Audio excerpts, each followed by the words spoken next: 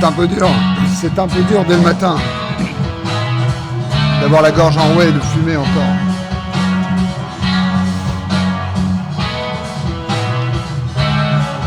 Mais ça va, ça va. J'espère que je ne chante pas trop fort. Los Bichos. Los Bichos, c'est des femmes qui jouent merveilleusement bien. Et moi, j'en étais où? J'en étais à m'interroger. Plusieurs enjeux majeurs sont à résoudre pour les Nations Unies. D'abord, leur légitimité. On va mettre pour l'organisation des Nations Unies. Des États-Unis. D'abord, sa légitimité et son essor. Elle devrait promouvoir une sécurité sociale mondiale et tout un tas de droits déjà inscrits dans les textes et qui tardent tant à être respectés. Droit au travail, à la santé, au logement. La liste est longue et l'on peut regarder, pour commencer, du côté des objectifs du millénaire pour le développement. Loin d'être atteints, nous devrions déclarer un état d'urgence pour cette base minimale de droits et demander bien plus encore. En embarquant des Africains et Africaines, des Afro-descendants ou descendantes, et toute l'humanité, nous pourrions faire office de facteurs ou factrices de la paix et de micros gigantesques pour un autre monde. Nous irions déposer de nouveaux diplomates à chaque escale tout en embarquant la diversité de la jeunesse, artistes, scientifiques, personnes sans étiquette particulière également, choisis par les communautés rencontrées à chaque escale.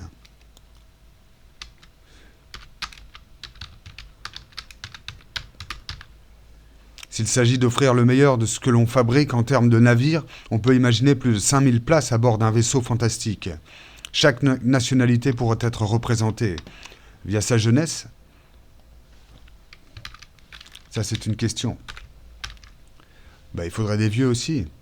Pour libérer les moyens, il suffit d'éplucher ce que nous prend la guerre dans le plan de charge des chantiers de l'Atlantique. Un navire dépasse dans tous les sens du terme. Le porte-avions nouvelle génération, estimé aujourd'hui autour de 10 milliards d'euros. Il est beaucoup moins indispensable qu'on ne veut bien le présenter. Et ce serait une prise de guerre pour la paix, pour ainsi dire, que de convertir ces budgets de la défense, entre guillemets, celle qui attaque encore à coups de bombe, en action pour le rapprochement entre les peuples. Et j'étais à vérifier s'il avait bien participé à l'opération Harmattan en Libye pour renverser Mouammar Kadhafi et pour le tuer à la fin. Milices, mercenaires étrangers, forces armées, armée de l'air. Alors, armée de l'air française, marine nationale, armée de terre, gendarmerie nationale via le GIGN. Aucune perte humaine et matérielle par accident au combat. Du côté libyen, lourde perte matérielle militaire, perte humaine, militaire sans doute conséquente mais non détaillée. Le 20 mars 2011, le groupe aéronaval français basé autour du Charles de Gaulle quitte Toulon et à partir du 22 mars, l'aviation navale embarquée participe activement aux opérations. Ce jour, des missions sont réalisées depuis les bases aériennes de Nancy et Saint-Dizier. Les 4 Mirage 2000D se posent à l'issue du vol à Solenzara pour rejoindre 4 autres M2000D, des Mirages, venus directement de Nancy le même jour. Un avion radar Boeing Sentry Misrata, Nations Unies, qui opère en violation de la détection d'aéronefs. Les Rafales détruisent alors l'appareil au moyen d'une frappe air-sol à l'aide d'une bombe guidée ASM. Au moins 5 autres, alors il y a tout le détail de la mission, mais c'est sordide. La frégate libyenne Al-Gabaria.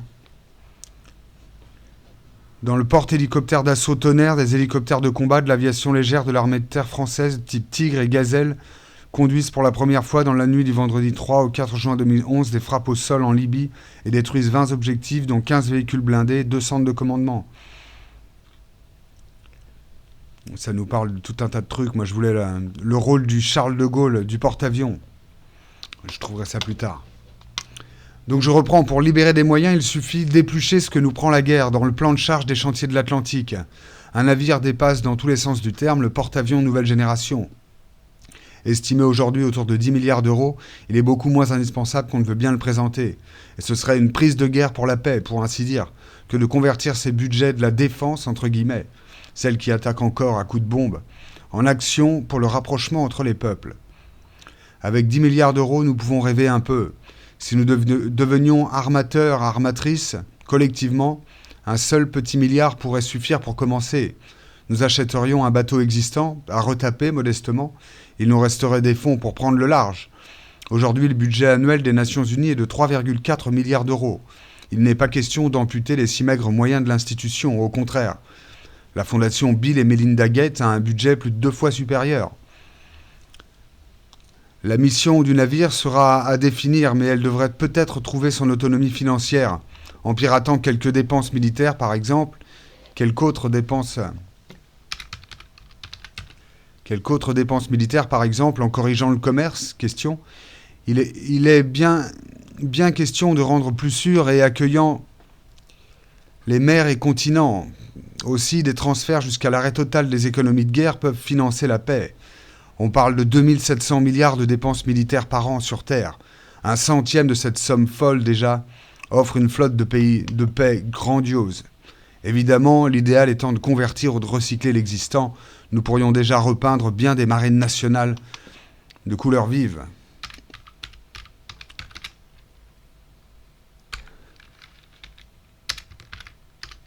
Convertir les armes.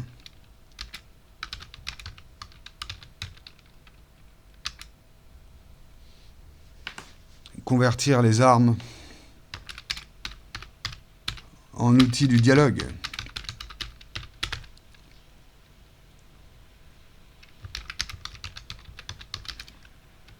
Passer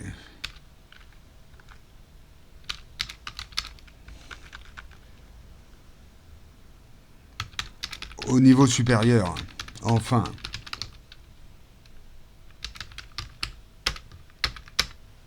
« 2700 milliards, imaginez. Une bonne partie, à un tiers pour les États-Unis. Alors j'en étais à un vaisseau pour l'Atlantique, un vaisseau pour le Pacifique et l'océan Indien, la Méditerranée. Quand on comprend les montants parfaitement démesurés consacrés aux armées, on perd pied.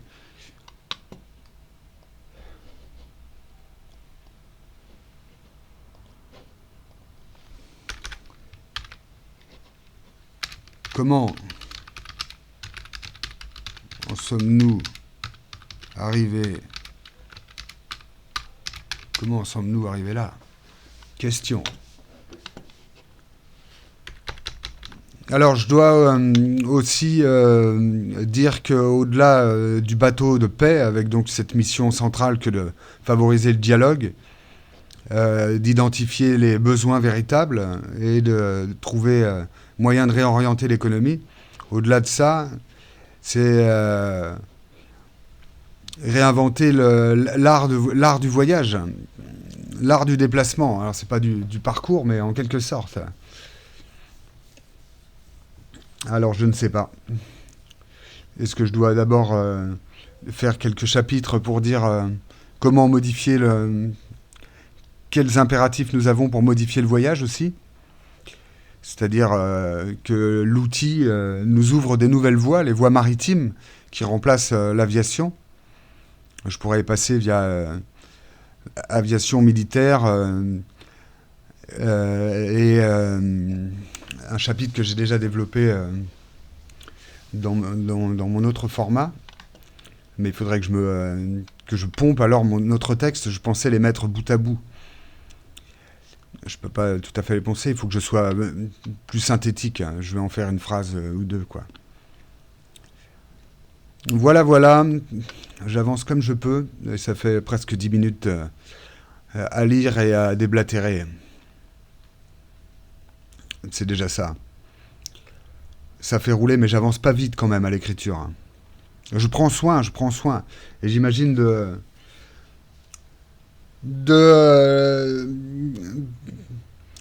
d'offrir des ateliers d'écriture à d'autres sur ce thème, quoi. Qu'on fasse des brainstorming.